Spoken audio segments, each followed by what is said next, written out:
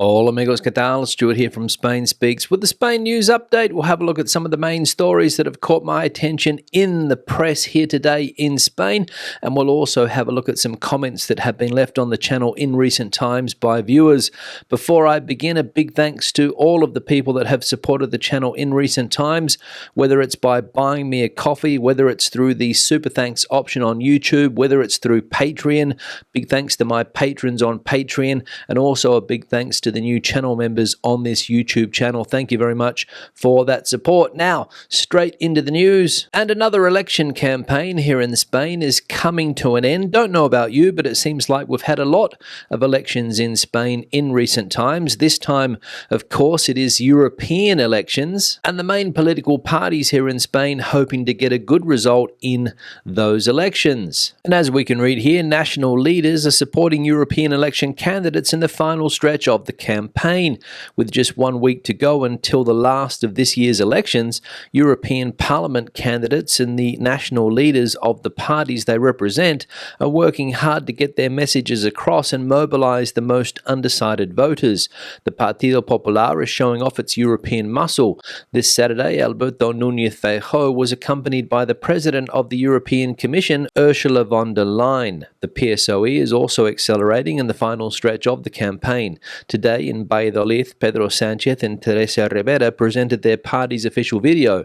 In it, they boast of being lefties in relation to the adjective used from the far right in a derogatory way, as if it were an insult. We are very proud to be progressives because with this hand we have built the welfare state, Sánchez proclaimed. So the national leaders of the main political parties here in Spain, Mr. Feijóo and Mr. Sánchez, out on the campaign trail at the weekend, supporting those European candidates. Mr. Feijóo doing it with the support of Ms. von der Leyen, and Pedro Sánchez out and about doing something that he's been doing quite a lot in recent times, and that is attacking the far right. And according to Mr. Sánchez, it is he and the rest of the progressives that have built the welfare state here in Spain. Second piece of news now, and related to the controversial Amnesty law which was passed in the Spanish Parliament last week. The Amnesty law, as we know, gives a clean slate to the majority of people that were involved in that Catalan independence process that took place between 2014 and 2017, I believe. But it's still not clear for one person involved in that independence process, the ringleader of that process, fugitive Carles Puigdemont. Because as we can read here, Supreme Court doubts over embezzlement make Puigdemont's return more difficult. The organic amnesty law for institutional, political and social normalization in Catalonia, perhaps the most important and controversial law of Spanish democracy, will be in the hands of the judges after its publication in the official state gazette. All eyes are fixed on what the Supreme Court, the highest court in the country, will do when faced with an unprecedented law in the constitutional period which aims to erase the crimes of the process.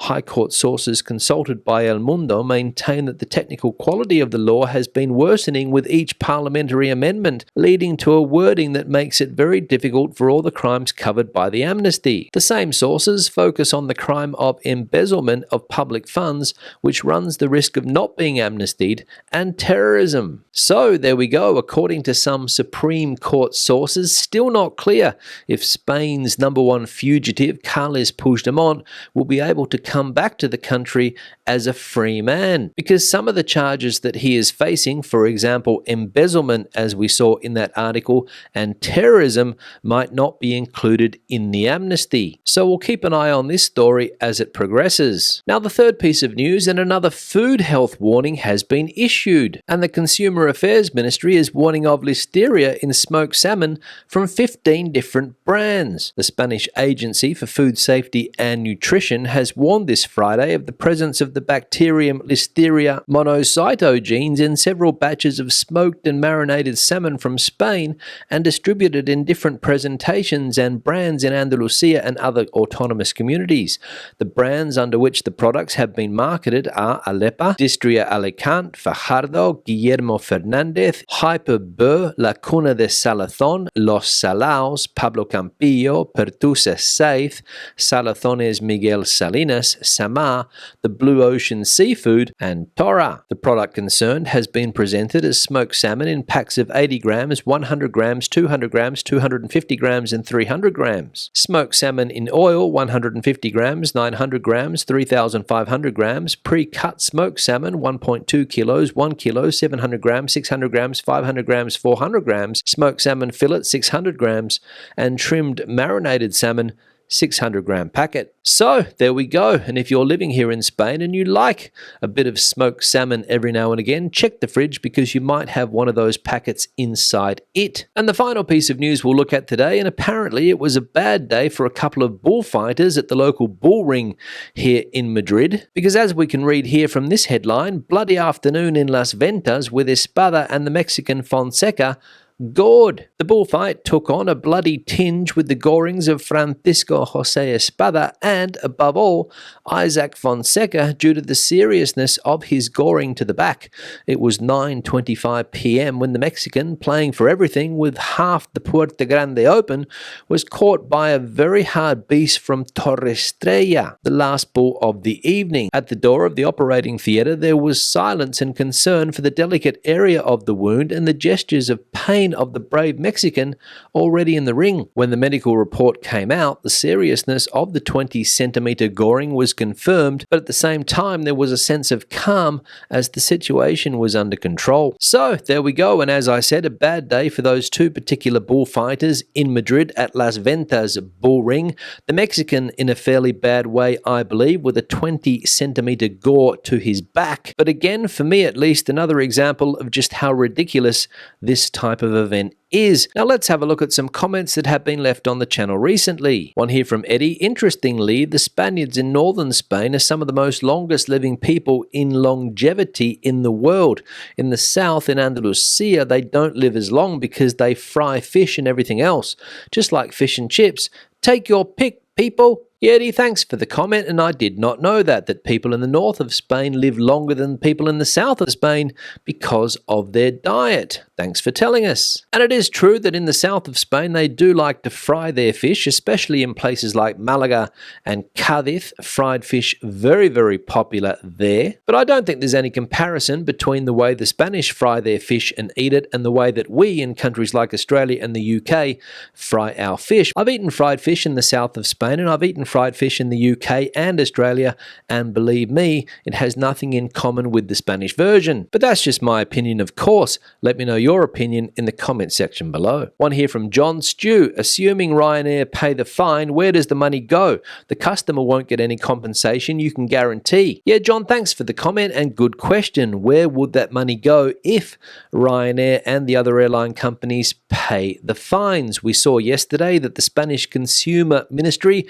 has fined 3 or 4 airlines, I think low-cost airlines, for charging people for things that they shouldn't have to pay for. For example, carry-on luggage. The total amount of the fines was around 150 million euros, and I think Ryanair is going to cop the biggest whack. Because let's be honest, Ryanair has a reputation for being a cheeky airline operator, and they always seem to be getting in trouble with regulators here in Spain for one reason or another. So we'll keep an eye on this story, and if those companies pay the fine, and we'll see if we can find out where that money ends up. One here from Simon. Great news regarding Ryanair. Useless airline, always late, rude staff, and these charges. So fantastic, re the fine. Yeah, Simon, thanks for the comment, and obviously you are ecstatic that Ryanair has been slapped with this fine. In your words, it's a useless airline, it's always late, the staff are rude, and it charges you for things that they shouldn't. So let me know your opinion of Ryanair. If you have flown with that company, do you give them a thumbs up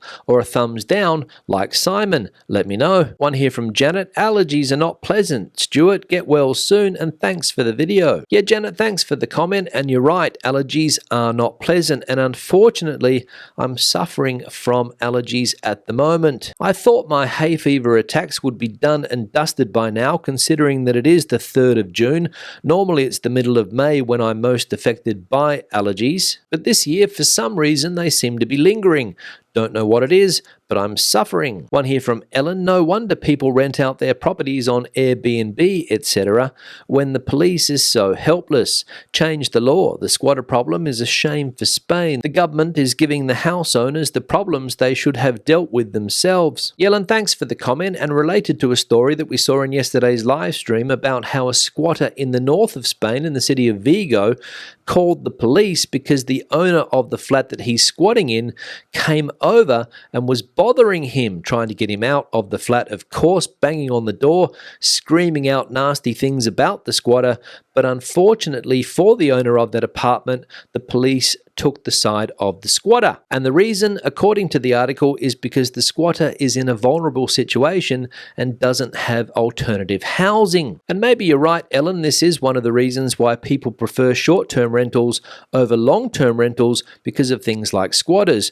I don't know, just putting it out there. One here from Anna. Spain does not live off tourism. It is 11% of its income. What we should do is charge 20 euros for each drink, and for each hotel room, minimum 100 euros. So half of the tourism would not come to Spain. We don't need so many millions of visitors. Everything would be cheaper for the Spanish. Yana, thanks for the comment, but as one person pointed out in reply to this comment, things wouldn't get cheaper in Spain because we'd all have to start paying 20 euros for each drink and 100 euros for each hotel room every time we went on holidays. So no doubt foreigners would stop coming here, but locals wouldn't be able to go on holiday either. And when it comes to the percentage of GDP that tourism generates here in Spain, you say 11%, and that might be right at a national level, but there are some places in Spain where tourism is a lot more than 11%. For example, the Canary Islands, I think it's around 35 or 40% of the incomes that place generates.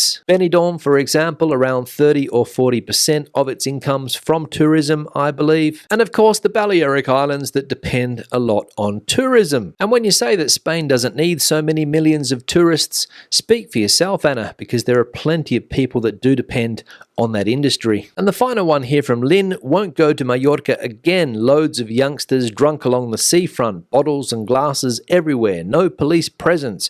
Went to Benidorm, no trouble. The police are onto lawbreakers straight away. In 19 years going to Benidorm, never seen any trouble. Mallorca is too overcrowded, so you can't enjoy the sights. Yeah, Lynn, thanks for the comment and some wise words. If you're not happy with one place that you go to on holiday, next year go somewhere else. Lynn went to Mallorca, didn't like it, but then tried Benidorm and found it to be a fantastic place. No police presence in Mallorca, according to Lynn, but in Benidorm, it's not an issue. In Mallorca, loads of drunk youngsters and bottles and cans everywhere, but in Benidorm, as clean as a whistle. So thanks, Lynn, for the comment and those wise words. On that note, I'm going to wrap the video up. Questions and comments, please leave them in the section below. If you have anything to add to the conversation today, the comment section is the place for you. Give the video a thumbs up if you liked it, thumbs down if you didn't. I'll see you in the next one. Hasta luego.